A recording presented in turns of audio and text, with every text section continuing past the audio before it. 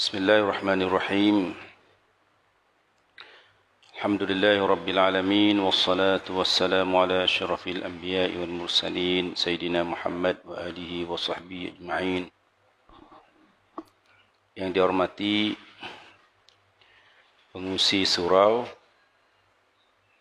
AJK Surau, tuan-tuan rahimakumullah, sidang Jumaat sekalian. AJK Surau, saya mewakili AJK Surau mengucapkan kepada semua jemaah. Oh, dah berhuni. Okay, bismillahirrahmanirrahim. Alhamdulillahirabbil alamin wassalatu wassalamu ala asyrafil anbiya'i wal mursalin sayyidina Muhammadin wa ala alihi wa sahbihi ajma'in. Pertama-tamanya, marilah kita bersyukur kepada Allah Ta'ala kerana mengizinkan kita semua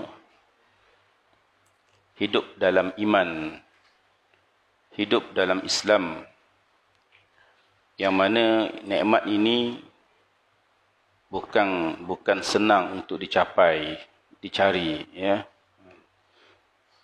Manusia banyak tertipu dengan akal sehingga tidak nampak kebenaran itu benar.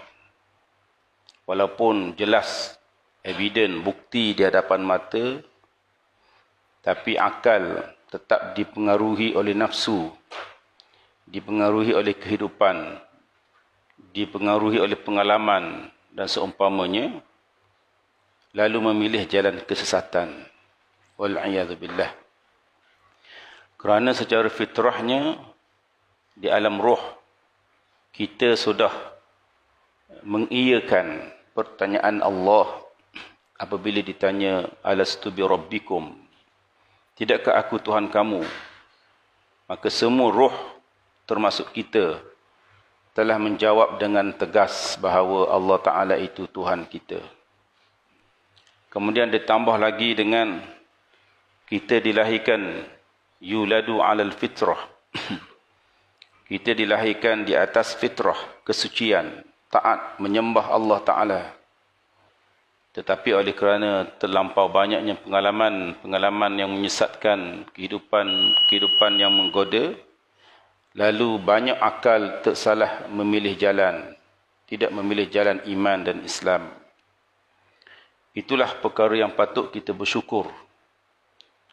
Kerana tanpa iman dan Islam, tanpa agama, maka kehidupan manusia tidak jauh, tidak lebih daripada kehidupan binatang-binatang. Bahkan balhum adall, bahkan ada mereka yang lebih sesat, lebih hina, lebih teruk daripada binatang. Jadi hari ini tuan-tuan rahimakumullah, ingin saya bacakan hadis yang disusun oleh Al-Imam An-Nawawi rahimahullah dalam kitabnya Matan Arba'in. Hadis yang diriwayatkan Muslim. Yang berbunyi an Abi Hurairah radhiyallahu anhu qala Rasulullah sallallahu alaihi wasallam, inna Allah ta'ala tayyibun لا يقبل إلا طيبا وإن الله أمر المؤمنين بما أمر به المرسلين فقال يا أيها الرسل كلوا من الطيبات واعملوا صالحا إني بما تعملون عليم وقال تعالى يا أيها الذين آمنوا كلوا من طيبات ما رزقناكم ثم ذكر الرجل يطيل السفر أشعث أغبر يمد يديه إلى السماء يا ربي ومطعمه حرام ومشربه حرام وملبسه حرام وغذي بالحرام فأنى يستجاب له. Yang bermaksud daripada Abi Hurairah radhiyallahu anhu, Sesungguhnya Allah Ta'ala itu baik. Tidak menerima melainkan yang baik-baik saja. Apa maksud baik? Baik Allah Ta'ala ialah suci daripada segala kekurangan. Maha suci Allah daripada segala kelemahan, segala kecacatan. Maha suci Allah. Dan Allah Ta'ala tidak menerima daripada hamba-Nya melainkan yang baik-baik juga. Maksudnya amalan kita, akidah kita, akhlak kita, tasawuf kita mestilah suci dan baik. Barulah Allah Ta'ala menerimanya. Sebagaimana dalam firman yang lain, innama yataqabbalullahu minal muttaqin. Allah Ta'ala hanya menerima daripada orang-orang yang bertakwa. Maksudnya Allah Ta'ala hanya menerima yang baik. Dan yang baik ini hanyalah dapat dihasilkan oleh orang yang bertakwa sahaja. Orang yang tidak bertakwa tidak dapat menghasilkan amalan yang baik. Itu norma. Sebagai contoh, kalau seseorang menghadiahkan kita bangkai, kita mesti marah, betul. Kalau orang hadiahkan kita minyak wangi, kita mesti suka. Begitu juga Allah Ta'ala, Dia menerima daripada hamba-Nya yang wangi-wangi, yang baik-baik. Yang bangkai, tidak mungkin diterima oleh Allah kerana Allah Ta'ala itu baik. Hadis yang lain kata, innallaha nazifun yuhibbun nazafah.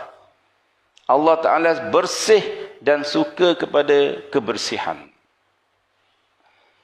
Jadi amalan untuk diterima oleh Allah tidak mestilah amalan yang wangi-wangi.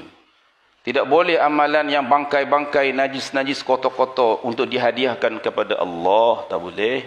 Puasa kita yang kita puasa jalani ini barangkali sempat insya-Allah sebulan. Puasa yang wangi atau puasa yang najis, yang kotor. Kalau puasa yang baik, maka Allah Ta'ala akan terima.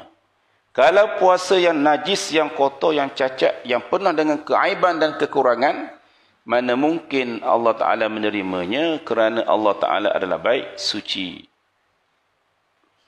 Itu yang pertama. Kita kena ingat bahawa yang diterima oleh Allah ialah amalan yang baik. Amalan yang baik hanyalah daripada orang-orang yang bertakwa. Sebab apa? Allah Ta'ala menerima amalan orang yang bertakwa. Bermaksud amalan orang yang bertakwa itulah yang baik-baik. Siapa yang bertakwa? Siapa dia yang bertakwa? Secara ringkasnya, yang bertakwa ialah dinyatakan dalam ayat 1 sehingga 5 daripada awal surah Baqarah. Alladzina yu'minuna bil ghaib. Yang pertama, beriman dengan perkara gaib. Itu total. Tak boleh nak pertikai. Apa yang datang daripada Allah, apa yang datang daripada Rasulullah SAW berkenaan dengan perkara gaib, tak ada tambah dan tak ada kurang. Kita terima begitu sahaja, tak boleh nak fikir.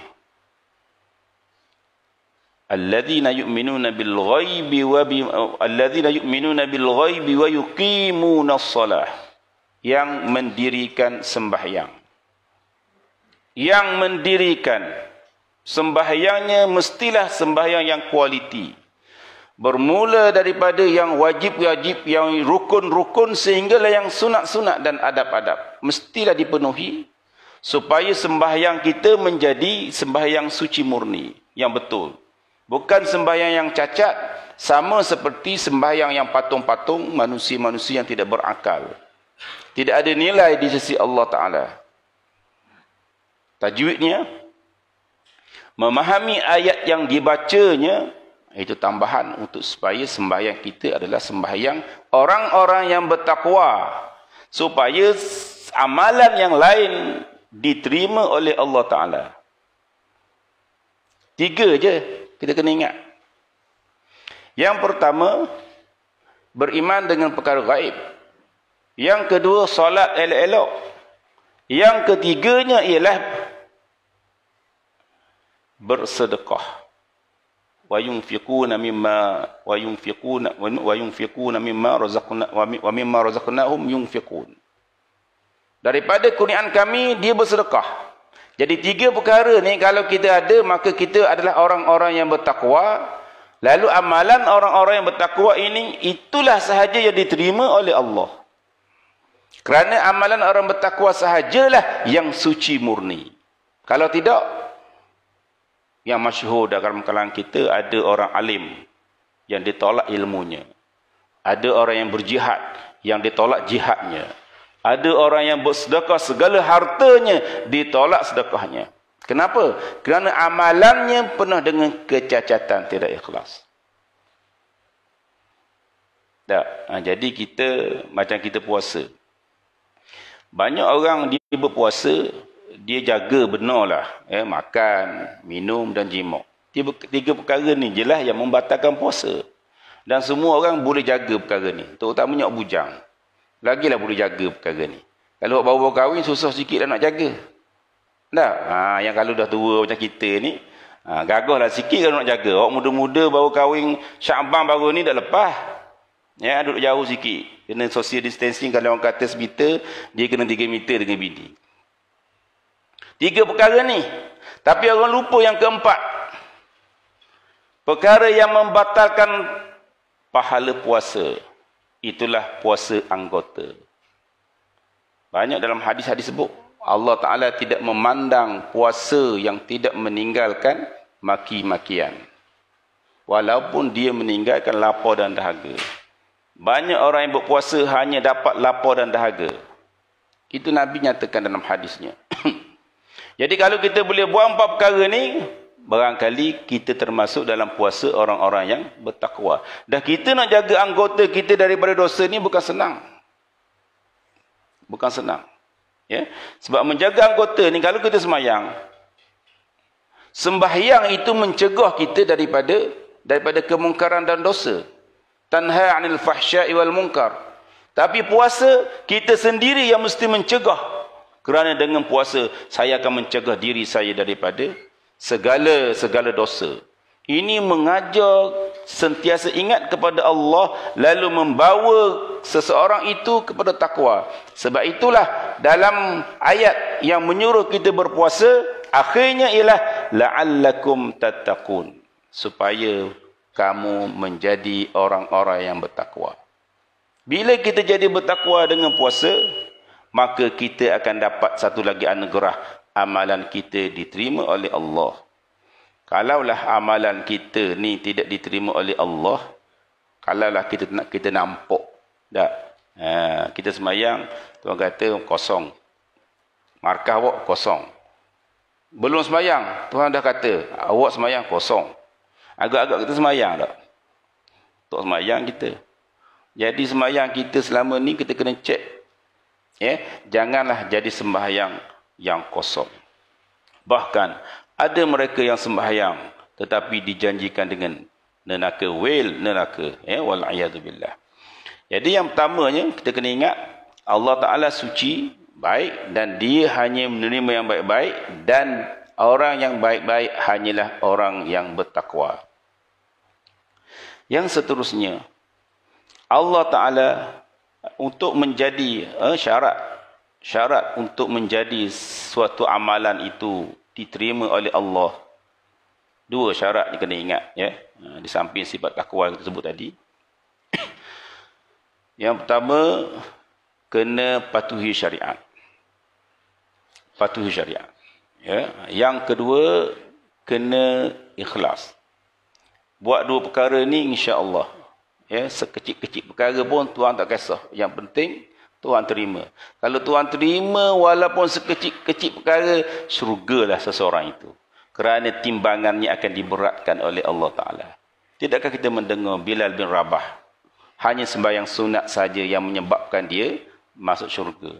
Tidakkah kita mendengar kisah-kisah yang sepertinya, ada orang yang tak sempat nak beramal, lalu dia berjihad, dan jihadnya diterima oleh Allah, dia masuk syurga.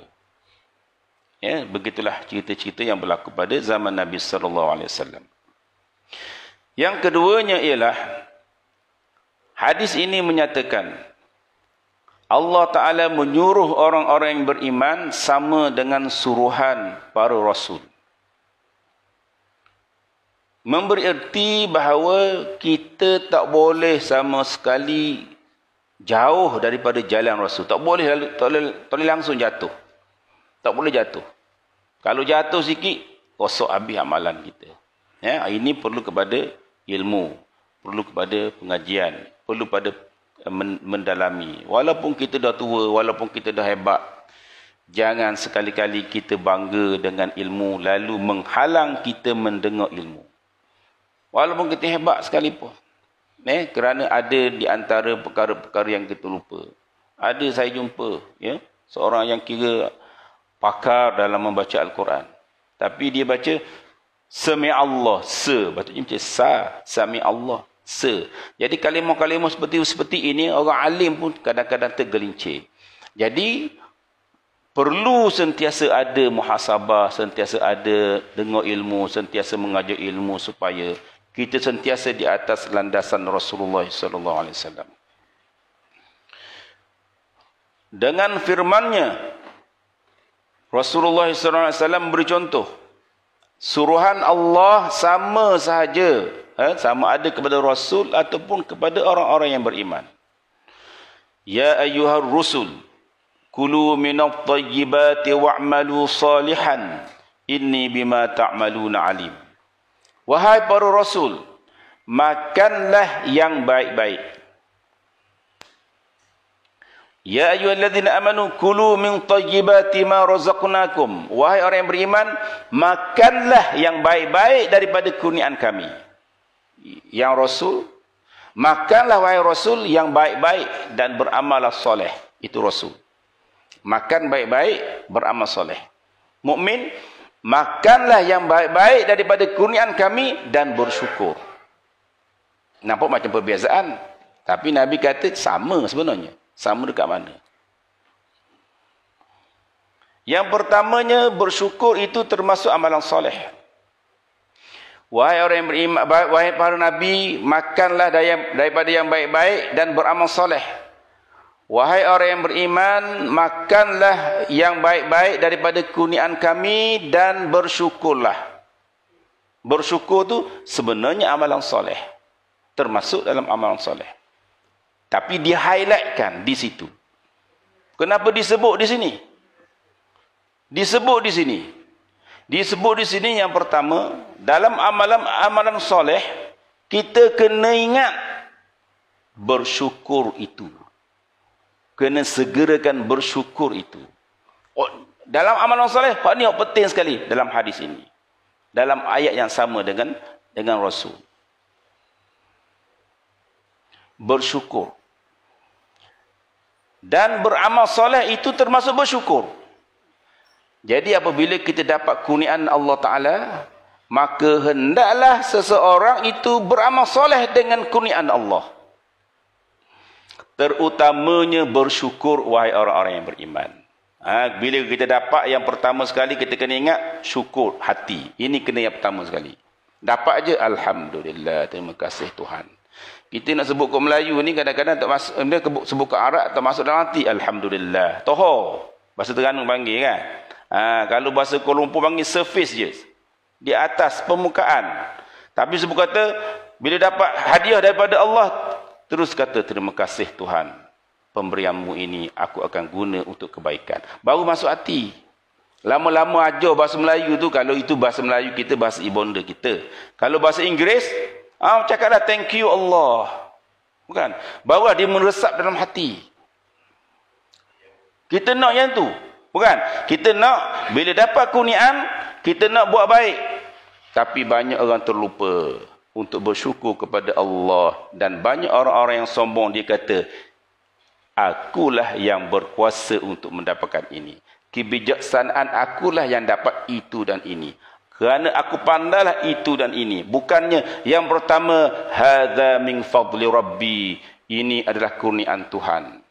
Kalau orang puji kita, kita kata apa? Senyum-senyum je ke? Senyum-senyum, puji senyum. Dah. Ataupun marah. Orang puji kita. Ataupun kata, ya, saya memang begitu. Ataupun kata, ini kurnian Allah. Kalau kita boleh kata begitu, orang puji kita, kita takkan riak. Kalau orang puji kita, kita senyum, dah masuk riak. Sebab itu Nabi kata, bila orang puji kamu, ambil pasir, masukkan dalam mulut dia.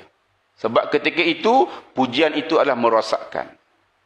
Kalau orang puji kita, kita sebab berkata, hadza min fadli rabbi. Maksudnya kita telah bersyukur. Ya, azan ke berapa? Satu suku sikit lagi, takut dah habis ni Okey. Itu yang pertama dalam ayat yang Nabi sebut tadi, sama dengan Rasul tadi. Sama, ya. Yang kedua ayat makanlah daripada makanlah perkara yang baik-baik. Itu Rasul. Bagi yang beriman, makanlah yang baik-baik daripada kurnianku, kurnian kami. Ada kurnian, Rasul ni tak ada. Memberi erti bahawa iman kita dengan Rasul jauh. Rasul ni dapat apa saja, semuanya kembali kepada Allah. Adapun orang-orang yang beriman, kadang-kadang dia lupa perkara ni. Kadang-kadang dia lupa. Sebab itu Nabi SAW, kita tengok contoh kurnian Allah. Bila dia pergi dalam perjalanan membuka kota Mekah. Kepalanya ni hampir kena bonggol unta. Tempat duduk tu kan ada bonggol. Kepala Nabi SAW hampir nak kena. Sebab apa? Rasa malu dan bersyukur kepada Allah Ta'ala. Keadaan dia. Tuhan bagi, hati dia apa dia? Hati dia ialah kepada Allah. Apabila Sayyidatina Aisyah merasa sedih dan gerun melihat ibadat Rasulullah SAW, malamnya sampai bengkok kaki berdiri, menangisnya sampai basah janggut dan tempat sujud. Aisyah bertanya, kenapa buat begini? Tidakkah Allah Ta'ala telah mengampuni dosa-dosa kamu yang lalu dan yang akan datang? Rasulullah jawab, afala akunu abdan syakura. Tidak bolehkah aku menjadi hamba yang bersyukur? Sebab itu Allah Ta'ala tambah sikit perkataan tadi daripada kurnian kami, supaya kita kena alert perkara ni. Apa yang Tuhan peringatkan, biasanya manusia susah nak buat. Contoh, uzkurullah zikran katsira. Ingat kepada Allah dengan ingat yang banyak. Jarang manusia boleh buat. Waqfid lahuma, hendaklah kamu merendahkan sayap kamu, kehinaan kepada ibu bapa kamu. Susah manusia nak buat. Biasanya kita bercakap dengan mak ayah ni macam kawan-kawan. Tak ada orang yang bila mak ayah duduk atas kursi, kita duduk bawah bercakap dengan mak. Jarang orang begitu. Ada orang begitu, tapi jarang. Kita anggap mak kita, ayah kita seperti kawan.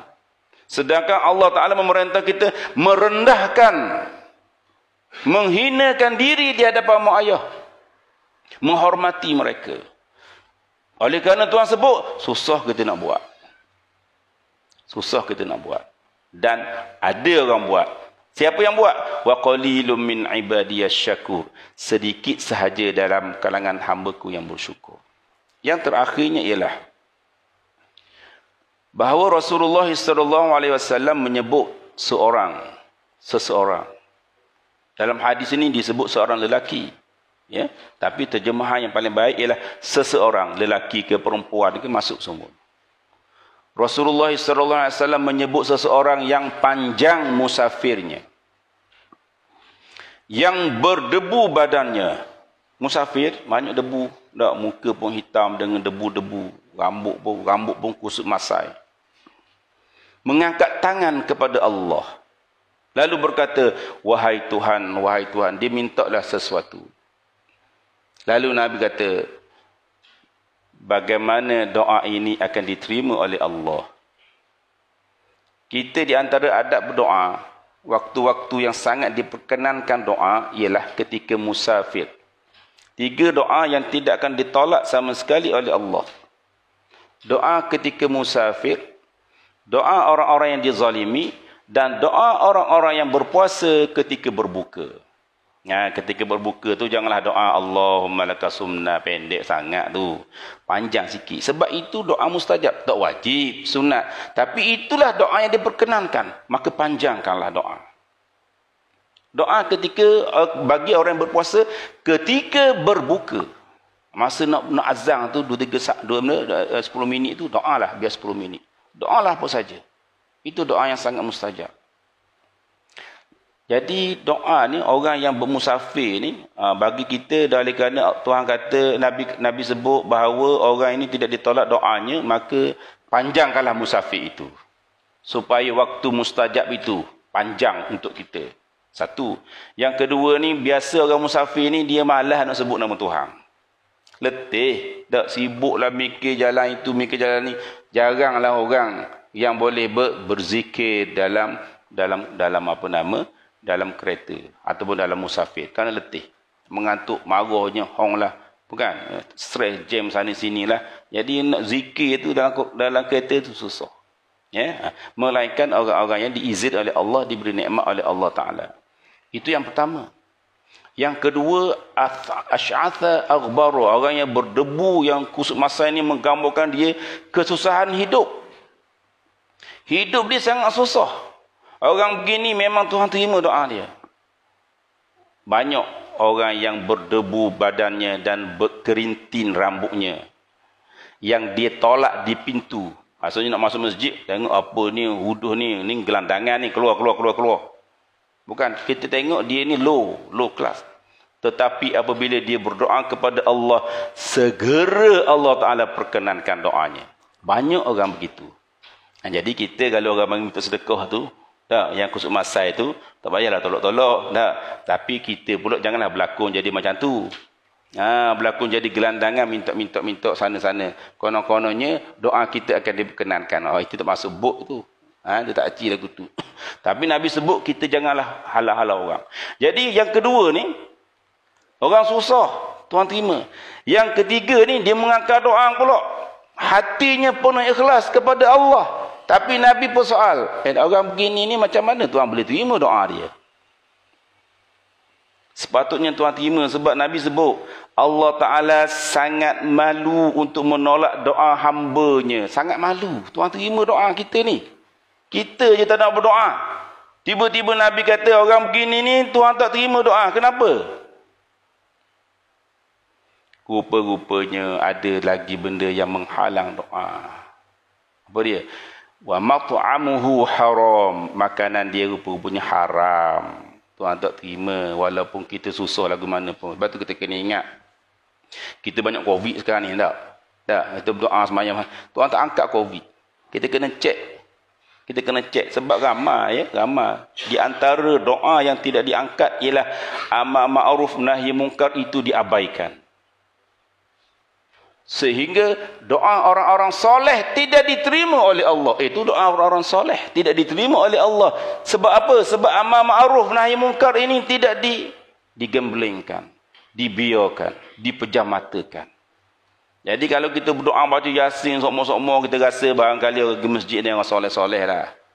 Berdoa sokmo Yasin. Tapi semakin meningkat pula virus COVID ini. Kenapa ni? Maka kita kena fikir something. Kita kena fikir. Wa mat'amuhu haram. Wa mashrabuhu haram. Minuman dia pun haram juga. Wa malbasuhu haram. Pakaiannya haram juga. Fa anna yustajabulah. Wa ghudhiya bil haram. Dan diberi makan daripada haram. Maka bagaimana Nabi sebut, mereka ini akan dimakbulkan doa. Jadi bulan Ramadan ini kita ambillah kesempatan sungguh-sungguh. Supaya kita semua adalah termasuk dalam kalangan orang-orang yang dirahmati oleh Allah Ta'ala. Bulan Ramadan ni sekejap je. Kita dah 10 hari, 11 hari dah puasa. Sekejap je. Tak lama. Jadi kalau kita tak berusaha bersungguh-sungguh untuk memperbaiki amal. Penting perbaiki. Kita kena ingat kualiti amal. Jangan kuantiti. Kalau sembahyang tarawih tu, janganlah sembahyang cepat-cepat, wahai imam-imam. Kalau nak sembahyang 20, sembahyang 20 pun tak apa sembahyang 20. Jangan cepat, baca dengan tenang, khusyukkan sembahyang. Bagi yang tak larat, duduk. Bagi tak larat lagi, baring. Tuan tak marah sembahyang lagu tu. Sunat. Bukan? Tak larat lagi, balik rumah, tidur. Bangun pula lepas tu. Tuan tak marah. Jangan pula kita paksa diri. Kita mengantuk, kita pun diri juga. Perut kenyang, diri juga. Tak payahlah tak khusyuk, maki kepada imam saja. Tak. Kita tak larat, jangan malu-malu. Jangan malu pada orang. Duduk. Sembahyang sunat tu. Bukan? Tak larat lagi, boleh baring. Tak balik lagi sambil melentang pun tak apalah, duduk belakang-belakang tu melentang sembahyang tarawih. Malah sangat nak sembahyang kan. Duduk larat nak macam mana, makan banyak tadi. Duduk larat juga, balik rumah tidur. Jangan duduk sini. Balik rumah tidur. Bangun nanti pukul 3, pukul 2 tu untuk bangun. Kita pentingkan kualiti. Sembahyang tu walaupun 2 rakaat, 3 rakaat itu mesti kena khusyuk. Terutama macam sembahyang fardu kita. Dan banyakkanlah sedekah di bulan Ramadan. Itulah kesempatan yang kita ada. Sebab kita tak sempat. Kita tak tahu kita tak sempat dah. Kita kena ingat kalau kita puasa bulan tahun lepas, kita puasa tahun lepas. Dan kita puasa pula tahun ni. Habis puasa between Ramadan itu dihapuskan. Ma baina Ramadan dihapuskan. Kalau kita sempat dengan 30. Tapi puasa eloklah. Puasa yang diterima oleh Allah Ta'ala. Semoga apa yang baik itu sama-samalah kita amalkan. Apa yang buruk, yang kurang itu sama-samalah kita istighfarkan. Subhanakallahumma wa bihamdik. Asyhadu an la ilaha illa anta astaghfiruka wa atubu ilaik. Wassalamualaikum warahmatullahi wabarakatuh.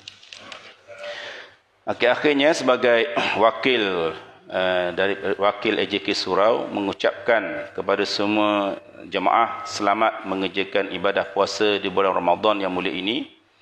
Semoga amalan kita diterima oleh Allah Subhanahu wa taala. Untuk menggalakkan jemaah melakukan infak di bulan Ramadan ini, AJK Surau akan melaksanakan 2 program. Program pertama, infak kepada Ustaz Ahmad Mulia yang telah pulang ke Indonesia pada setahun yang lepas. Sesiapa yang ingin menyumbang, bolehlah memasukkan wang sumbangan ke dalam sampul surat yang tercatat nama Ustaz Ahmad Mulia sebelum Ahad ataupun pada 25 April jam 11 malam. Masukkan sampul tersebut pada mana-mana tabung surau Wangsa Melawati. Program kedua, infak kepada surau. Kutipan daripada rumah ke rumah di kawasan Wangsa Murni akan dijalankan besok pada jam 9.30 pagi. Mohon bersedia dengan barang tahlil dan sumbangan kepada surau dan juga sumbangan kepada Ustaz Ahmad Mulia. AJK mengucapkan jutaan terima kasih kepada penduduk kawasan Wangsa Budi dan Wangsa Ceria yang telah memberi sumbangan pada minggu lepas. Sekian terima kasih. Bab sedekah ni tuan-tuan masuk waktu dah. Tak sempat nak cerita wallahu a'lam.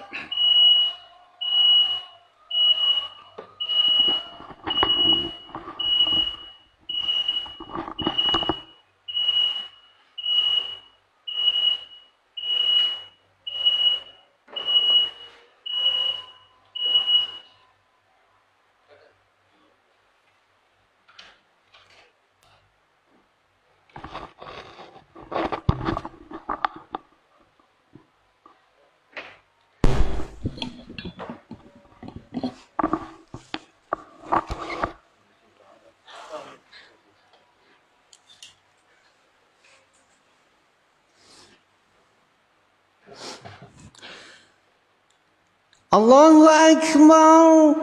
Allahu Akbar.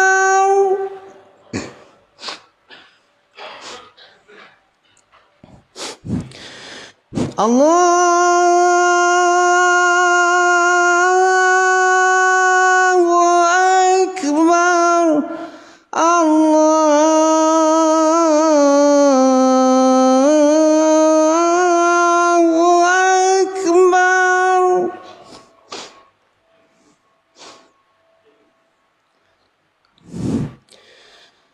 أشهد أن لا إله إلا الله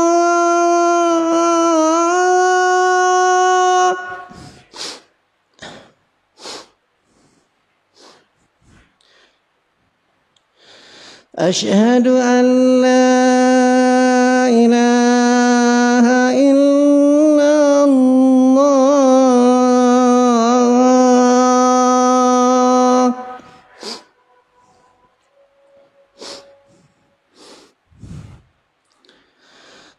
أشهد أن محمدا رسول الله أشهد أن محمدا رسول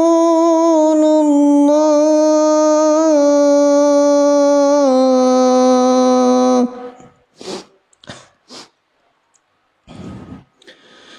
حي على الصلاة حي على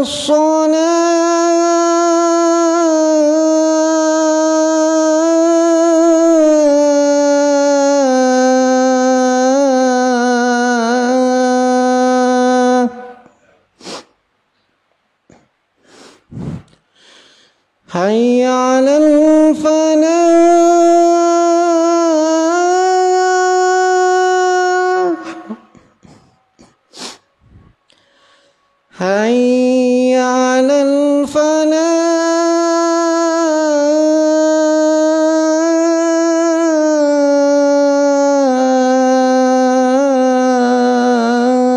الفلاح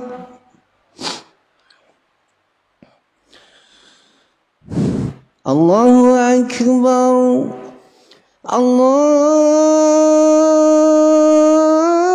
الله أكبر لا إله إلا الله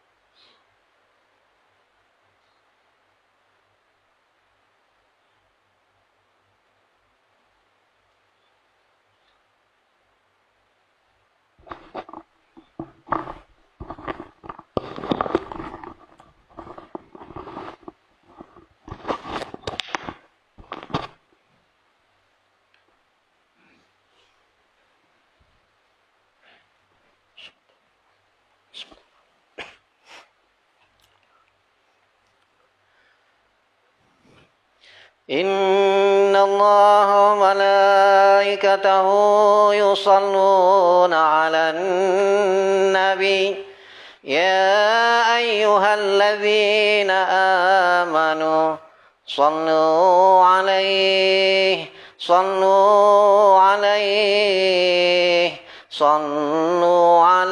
وسلموا تسليما اللهم صل على محمد اللهم صل على سيدنا محمد اللهم صل على سيدنا ومولانا محمد. Assalamualaikum warahmatullahi ta'ala wabarakatuh. Waalaikumsalam.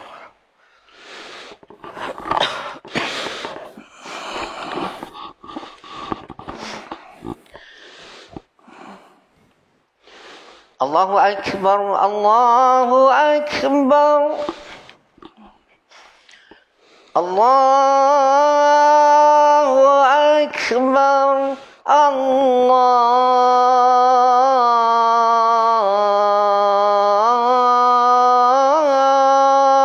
Akbar. Ashhadu an la ilaha illallah.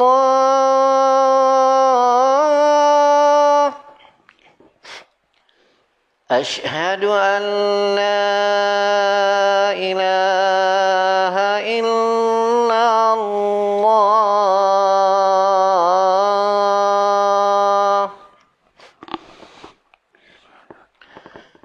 Ashhadu anna Muhammadan Rasulullah.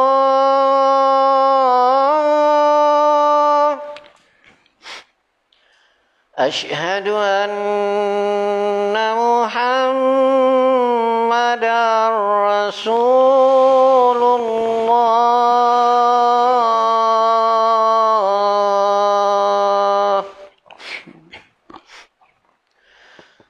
Hayya 'alas shalah.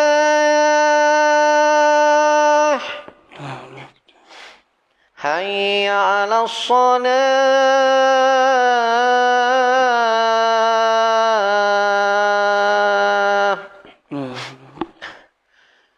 Hayya 'alal falah.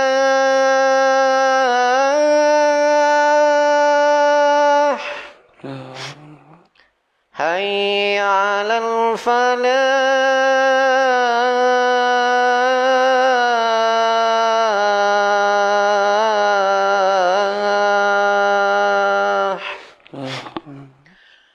Allahu Akbar, Allahu Akbar. La ilaha illallah.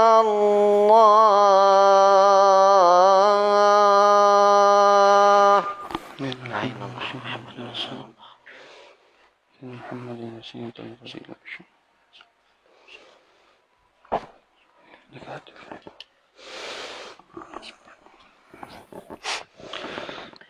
Muslimin sidang Jumat yang dirahmati Allah, marilah kita semua berhenti daripada berkata-kata. Sebaik saja khatib memulakan bacaan khutbah. Ini adalah bersesuaian dengan hadis Nabi kita Muhammad sallallahu alaihi wasallam yang telah diriwayatkan oleh Abi Hurairah radhiyallahu anhu. Marhumnya, barang siapa yang berkata-kata semasa khatib membaca khutbah, walaupun hanya dengan perkataan diam sekalipun, maka sia-sialah dan luputlah fardu Jumaatnya. Oleh itu, marilah kita semua diam, dengar dan fahami akan intipati khutbah yang akan disampaikan. Semoga Allah akan memberkati dan merahmati kita semua, insya-Allah.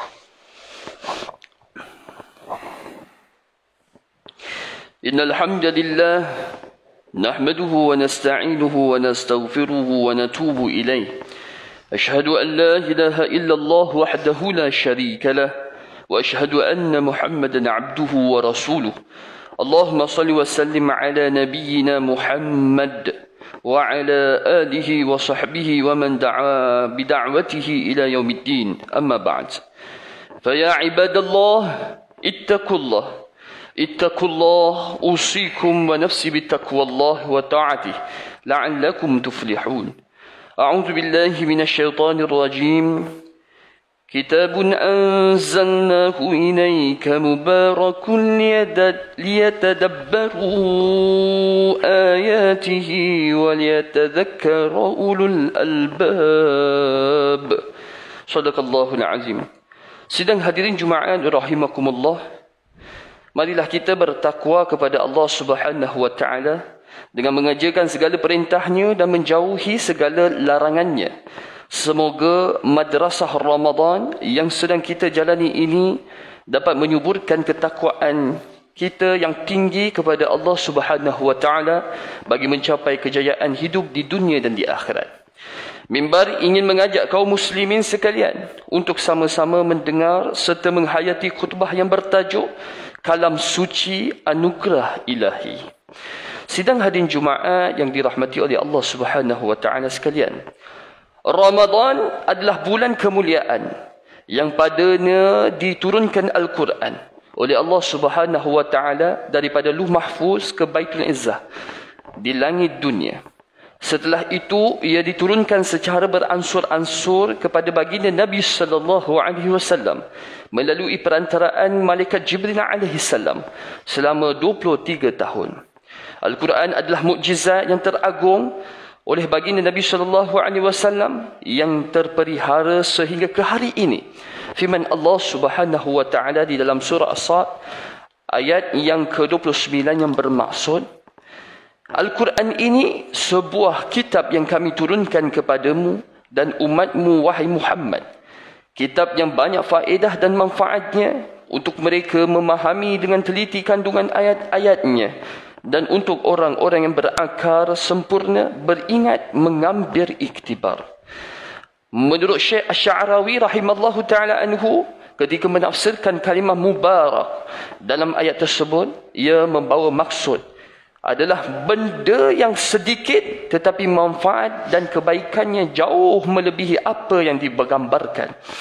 Ayat-ayatnya mempunyai keberkatan dari sudut hukum zahir yang dapat mentarbiahkan jiwa untuk hidup dengan istiqamah. Hakikatnya istiqamah tidak memberi beban walaupun sedikit, dan yang membebankan hidup manusia adalah perbuatan penyelewengan. Al-Quran sangat memberi peranan kepada aspek kehidupan manusia, antaranya ialah aspek ekonomi. Zaman jahiliah dahulu kala, suatu ketika dahulu menyaksikan sistem ekonomi yang berteraskan riba dan penindasan. Namun Al-Quran hadir membawa sistem ekonomi Islam yang bebas daripada riba dan penindasan, penipuan dan paksaan. Malah menetapkan prinsip-prinsip ekonomi yang berteraskan akhlak, keadilan sejagat, pengagihan kekayaan secara adil dan memberi kesejahteraan kepada masyarakat. Al-Quran juga membawa peranan yang besar untuk mendidik manusia dalam menjalani kehidupan di dunia ini melalui konsep ta'lim, tarbiyah dan Al-Quran bukan sahaja menerangkan ilmu-ilmu berkaitan fardu ain, bahkan juga ilmu-ilmu fardu kifayah seperti perniagaan, kedoktoran, ekonomi, fizik, astronomi dan sebagainya. Bahkan Al-Quran telah memainkan peranan yang cukup penting dalam membina sesuatu tamadun, yakni tamadun Islam, agar umatnya terus belajar, mengkaji dan mencari ilmu. Di samping itu, Al-Quran juga sangat menitik beratkan aspek sosial masyarakat, persaudaraan, perdamaian, kebersamaan, bertolak ansur, tolong-menolong, belas kasihan dan sebagainya. Malah Al-Quran juga mendidik manusia supaya menghindari daripada perpecahan, perbalahan, kezaliman, diskriminasi, perbuatan khianat, dengki dan lain-lain. Sebagai perlembagaan teragung umat Islam, Al-Quran menjadi sumber utama kepada hukum hakam dan peraturan-peraturan hidup manusia yang mencukupi segala aspek daripada segi ibadah, muafakat, jinayat, muamalat dan sebagainya. Justru Al-Quran menjadi asas utama kepada perundangan Islam. Dasar-dasar perundangan yang dinyatakan oleh Al-Quran sentiasa memberi keadilan mutlak kepada seluruh manusia dan memelihara maqasid al-syari'iyah, iaitu agama, nyawa, keturunan dan harta. Sidang hadirin Jumaat rahimakumullah. Di saat kita sedang menghampiri pertengahan Ramadan ini, mimbar ingin menyuruh sidang jemaah sekalian agar terus mendampingi Al-Quran. Bagi yang belum melakukan apa-apa, masih ada kesempatan lagi untuk menyahut seruan ini. Usahlah dibiarkan Ramadan yang kita berlalu dengan begitu sahaja tanpa kita membaca, menghayati dan bertadabbur dengan ayat suci Al-Quran itu. Ingatlah, hak Al-Quran mesti sentiasa dibaca dan difahami. Jika melihat Al-Quran pun telah dijanjikan ganjarannya oleh Allah Subhanahu wa taala, apatah lagi jika kita membaca, menghafal, memahami dan mengamalkannya. Imam Al-Bukhari telah meriwayatkan satu hadis daripada Aisyah radhiyallahu anha bahawa Rasulullah sallallahu alaihi wasallam telah bersabda, "Mathalul ladzi yaqra'ul Qur'an wa huwa hafidun lahu ma'a safaratil kiramil bararah. وَمَثَلُ الَّذِي يَقْرَأُ وَهُوَ يَتَعَاهَدُهُ وَهُوَ عَلَيْهِ شَدِيدٌ فَلَهُ أَجْرَانِ." Mafhumnya, perumpamaan orang membaca Al-Quran sedangkan dia menghafaznya, maka dia akan bersama para malaikat yang mulia. Sedangkan perumpamaan seorang yang membaca Al-Quran dengan tekun dan dia mengalami kesulitan ke atasnya, maka dia akan mendapat 2 ganjaran. Justru berazamlah kita untuk menjalani kehidupan dengan mendampingi Al-Quran. Kita boleh membacanya dengan menggunakan pelbagai aplikasi Al-Quran, namun pastikan aplikasi tersebut yang telah dipasang pada telefon pintar kita adalah tepat dan betul untuk digunakan. Di samping dapat membaca, kita juga dapat memahami makna setiap ayat yang telah dinyatakan dengan pantas. Marilah kita mengajak isteri, anak-anak dan saudara mara untuk melazimi, membaca dan bertadabbur dengan Al-Quran menggunakan aplikasi moden yang mungkin sedia ada itu seperti WhatsApp dan sebagainya. Mimbar ingin menegaskan bahawa kita mestilah mengamalkan apa yang telah dibaca, bukan setakat memahami tanpa menjadikannya sebagai panduan hidup kita. Marilah kita membudayakan amalan membaca, memahami dan bertadabbur dengan ayat-ayat Al-Quran dalam kehidupan walaupun di mana sahaja kita berada dan bekerja. Ingatlah bahawa setiap seorang daripada orang Islam seharusnya mempunyai sekurang-kurangnya senaskah Al-Quran.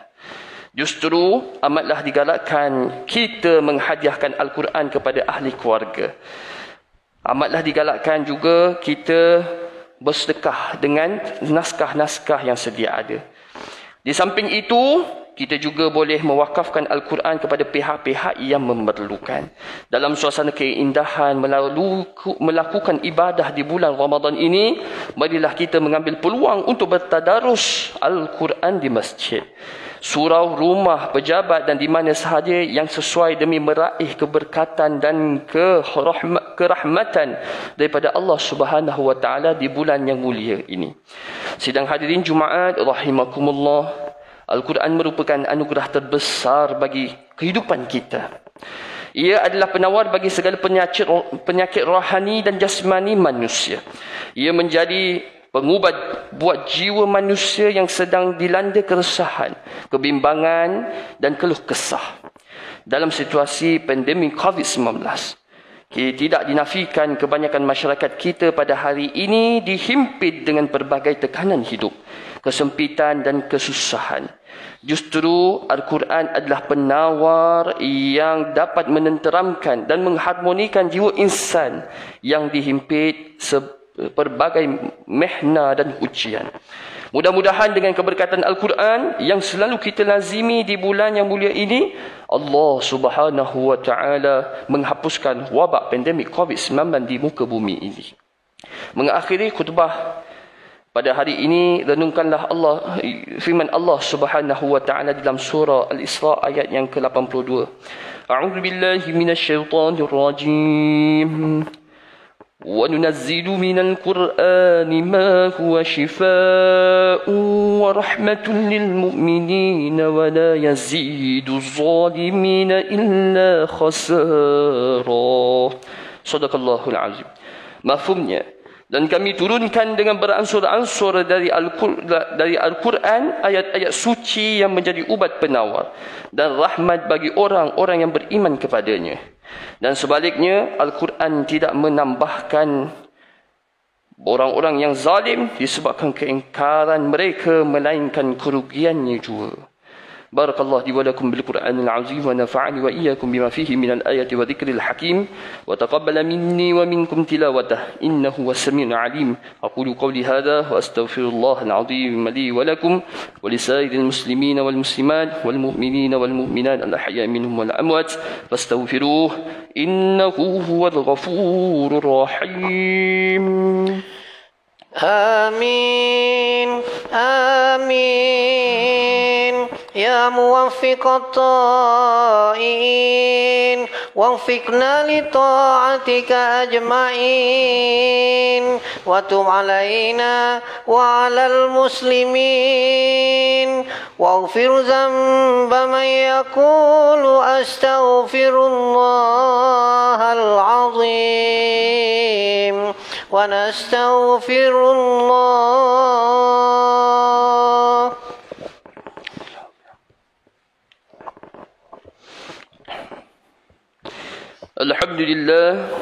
الحمد لله رب العالمين والصلاة والسلام على سيدنا محمد النبي الأمين وعلى آله وأصحابه الطاهرين ومن تبعهم بإحسان إلى يوم الدين. أشهد أن لا إله إلا الله وحده لا شريك له وأشهد أن محمدا عبده ورسوله.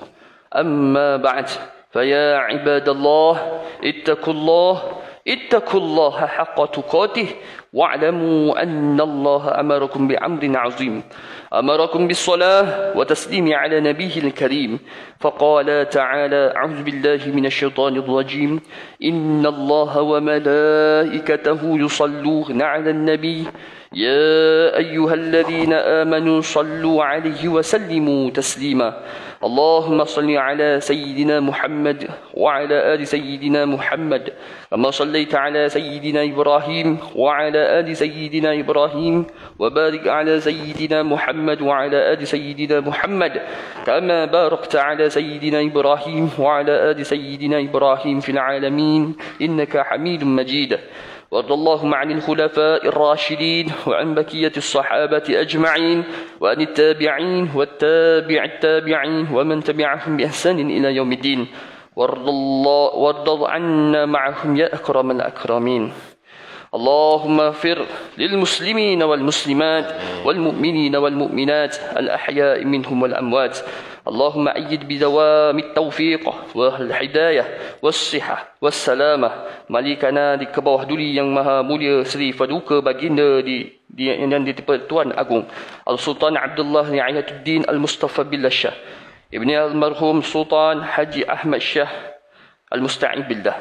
Wakada ke bawah duli yang maha mulia Seri Paduka Baginda Raja Permaisuri Agong Tengku Hajah Azizah Aminah Maimunah Iskandariyah binti Almarhum Al-Mutawakkil ala Allah Al-Sultan Iskandariyah Al-Hajj.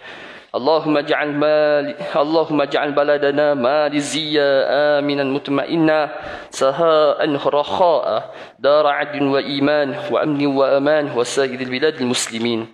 اللهم أعز الإسلام والمسلمين ودمر أعداءك أعداء الدين وانصر من نصر الدين واخذل من خذل المسلمين وعلي كلمتك إلى يوم الدين. اللهم إنا نعوذ بك من البرص والجنون والجذام ومن سيء الأسقام. Ya Allah, jadikanlah kami hamba-hamba-Mu yang taat melaksanakan kewajipan solat, membayar zakat kepada pusat pungutan zakat Majlis Agama Islam di wilayah persekutuan yakni Mawib atau PPZ, dan menginfakkan harta melalui ibadah wakaf. Berkatilah dan rahmatilah segala usaha kami, dalam memenuhi kewajipan zakat dan wakaf pada jalan-Mu, ya Allah. Jadikanlah harta zakat dan wakaf ini sebagai saham kami di akhirat kelak. Ya Allah, permudahkanlah Mawi dalam mengagihkan zakat kepada para asnaf dan menguruskan harta wakaf dengan sebaik-baiknya demi manfaat umat Islam di wilayah persekutuan. Ya Allah, gunakanlah juga kepada kami kesejahteraan, keamanan, keselamatan serta perlindungan daripada musibah, bala bencana dan wabak penyakit berbahaya khususnya COVID-19. Rabbana atina fid dunya hasanah wa fil akhirati hasanah wa qina adzaban nar.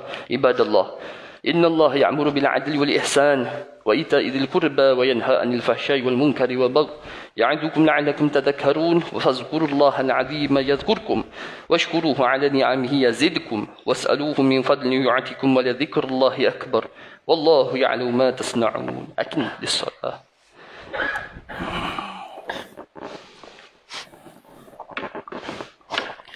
Allahu akbar, Allahu akbar. أشهد أن لا إله إلا الله أشهد أن محمدا رسول الله حي على الصلاة حي على الفلاح قد قامت الصلاة قد قامت الصلاة الله أكبر الله أكبر لا إله إلا الله محمد رسول الله محمد رسول الله. Istaqimu atadidu wa tarasuskan saf tuan-tuan, samakan tumit belakang kita di hujung garisan yang paling belakang. Yang ada telefon bimbit dimatikan insya-Allah. Solat hajat. Rabbi a'udzu bika min hamadati syayatin wa a'udzu bika an yahdurun.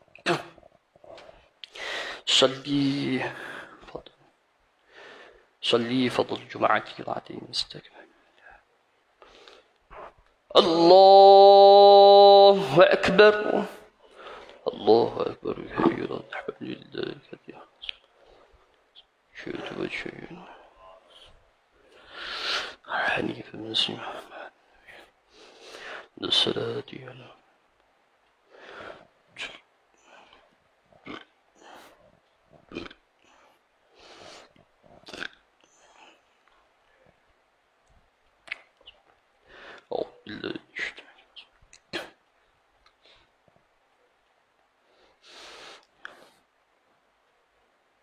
بسم الله الرحمن الرحيم الحمد لله رب العالمين الرحمن الرحيم مالك يوم الدين إياك نعبد وإياك نستعين اهدنا الصراط المستقيم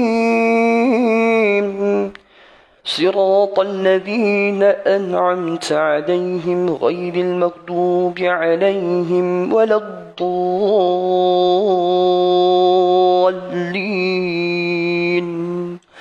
آمين.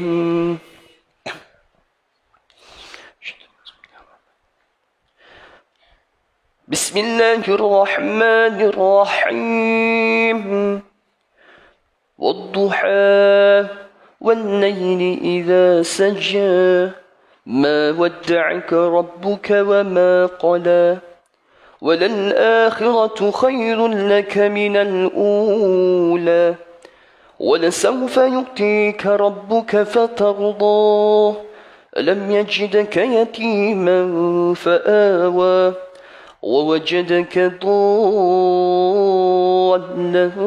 فهدى ووجدك عائلا فأغنى فأما اليتيم فلا تقهر وأما السائل فلا تنهر وأما بنعمة ربك فحدث.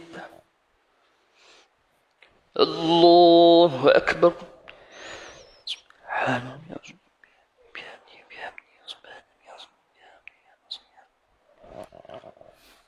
سمع الله لمن حمده الله أكبر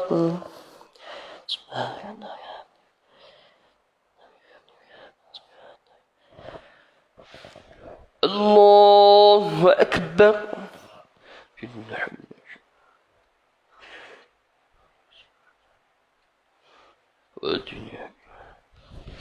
الله أكبر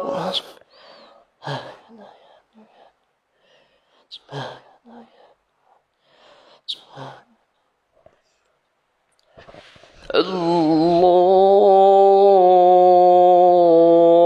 أكبر. أعوذ بالله من الشيطان الرجيم.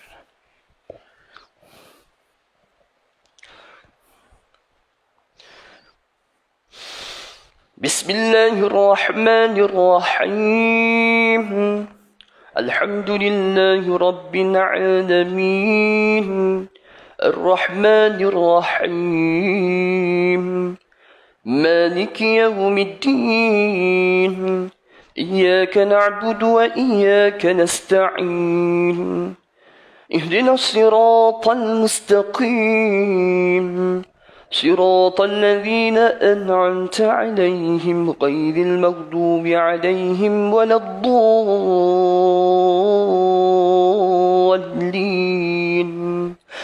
آمين. أعوذ بالله من الشيطان الرجيم. بسم الله الرحمن الرحيم.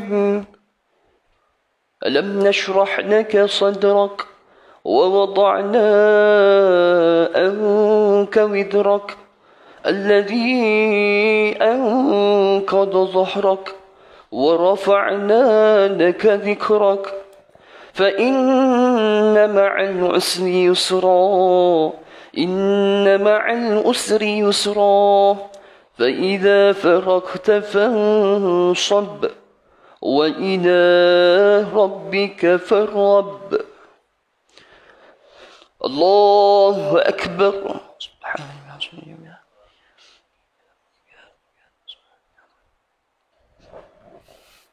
سمع الله لمن حمده.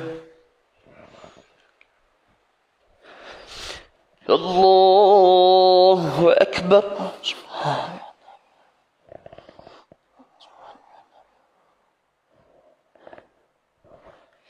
الله أكبر.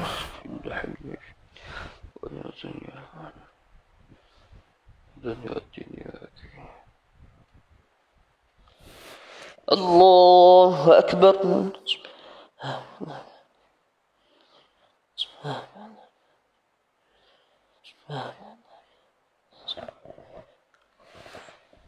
الله أكبر.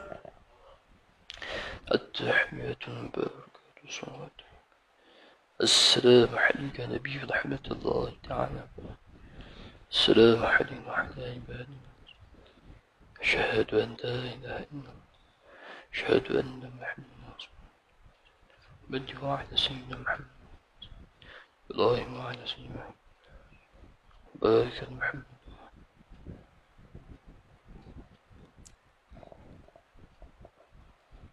وباركت على سيدنا محمد.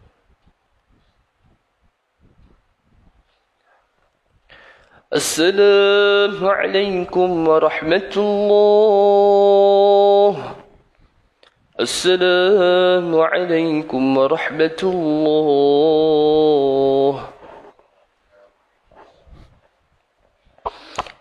الحمد لله الذي لم يتخذ ولدا ولم يكن له شريك من الملك ولم يكن له ولي من الذل وكبره تكبيرا.